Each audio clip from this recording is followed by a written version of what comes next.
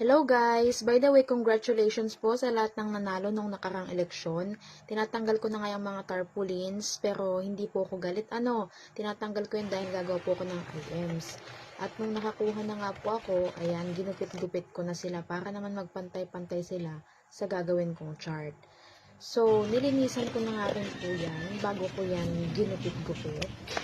At ito na nga yung mga napaggupitan ko, 'di ba? Madami na din yung mga 'yan. Kaya pagkatapos, nag-start na rin akong magsulat. Ayan, baka may nagtataka bakit walang panuto diyan. Ang purpose niyan ay para pwedeng bilugan ng mga bata, pwede nilang ikesan, pwedeng checkan. Depende kung anong trip ng teacher, kung anong ipapagawa niya sa mga bata. Tapos nilagyan ko na rin yan ng guide na blue at red para nang sa ganun naman, may tag yung mga bata.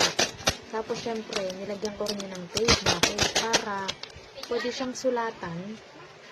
At the same time, madali lang din siyang burahin. At ito na nga ang final destination. Charot. At ito na nga ang final product. Ayan. By the way, ito ay inspired by Ma'am Daisy.